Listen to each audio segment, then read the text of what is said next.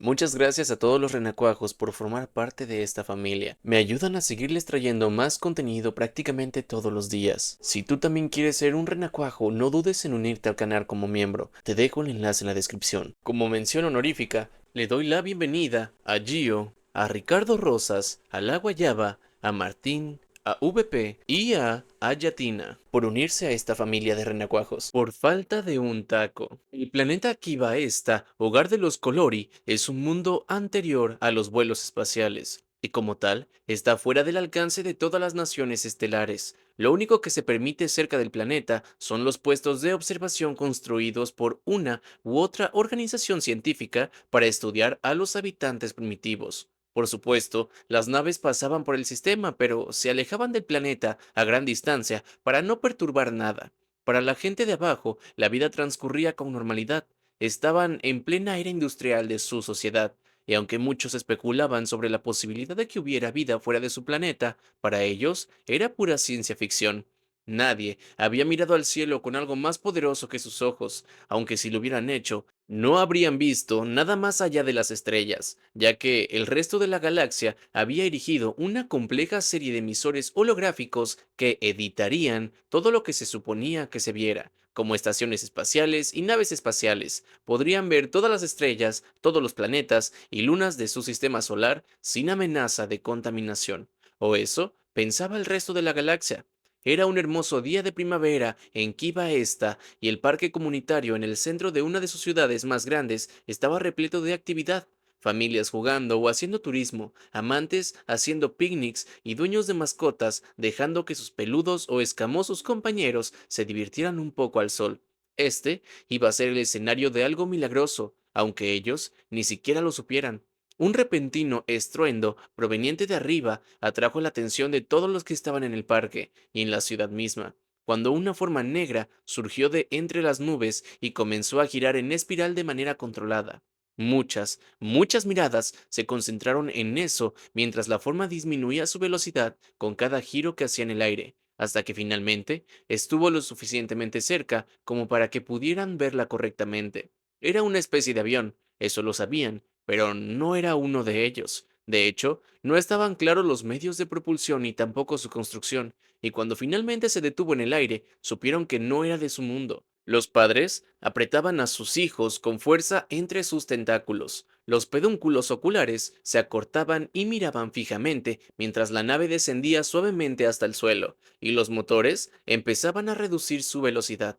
El parque contuvo la respiración cuando un silbido emanó de la parte trasera. Una rampa descendió y desde dentro de la nave apareció un ser cuya existencia desconocían. Un bípedo, sin tentáculos y una especie de traje que ocultaba el resto de sus rasgos corporales a la vista. Lo más desconcertante de esta criatura era el casco sin rasgos distintivos, el escudo antideslumbrante que ocultaba su rostro por completo.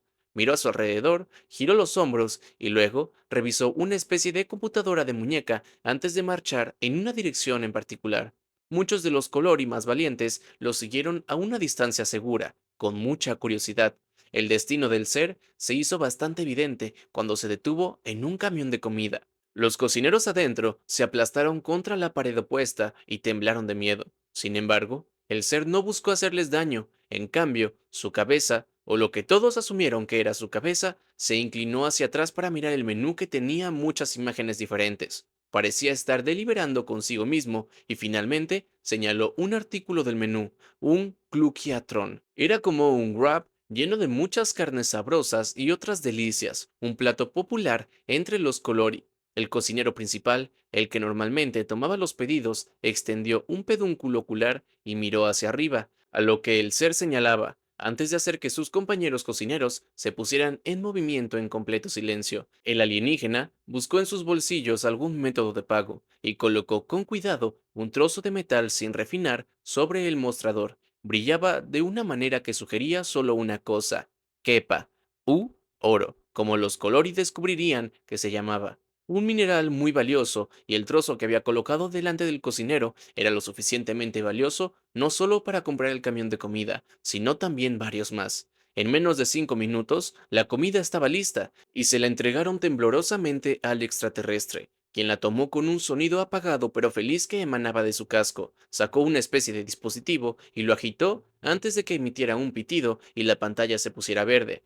Luego presionó un botón y un palo salió de la parte superior de su casco con el que golpeó la comida que había recibido. Una vez más, emitió un pitido y se puso verde, y con eso todos observaron conmocionadamente cómo el extraterrestre guardaba el dispositivo y se quitaba el casco. No se parecía a nada que hubieran visto antes. Solo tenía dos ojos, una especie de protuberancia en medio de la cara y un orificio que presumiblemente era para el consumo de alimentos o el habla. También había una especie de melena peluda sobre la cabeza que parecía cuidada, pero un poco desordenada.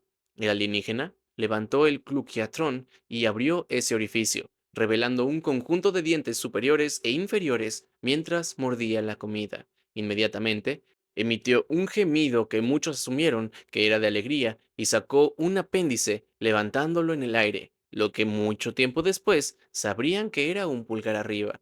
Luego se dio la vuelta y regresó lentamente hacia su nave, todo el tiempo consumiendo la comida que había comprado. La rampa se cerró, los motores se pusieron en marcha y la nave se elevó lentamente por el aire antes de alejarse rápidamente hacia las nubes. Muchos Colori intentaban comprender qué había sucedido exactamente. Otros lo habían filmado todo con sus dispositivos personales, que era el equivalente a los teléfonos móviles del siglo XXI. Y entonces estalló el caos. Eduardo Riviero tarareaba alegremente mientras masticaba el delicioso bocado que había conseguido y regresaba a la nave mucho más grande de la que había salido. Era solo un oficial de bajo rango en un barco mercante, uno que había estado en el sistema para entregar suministros a uno de los puestos de investigación. Las comunicaciones sonaron y él abrió la línea. La cara de calamar de su jefe apareció como un holograma sobre la consola principal. Riviero, ¿tienes idea de lo que acabas de hacer? Gritó el Pelaxi, mientras sus tentáculos faciales se contraían y se retorcían de angustia.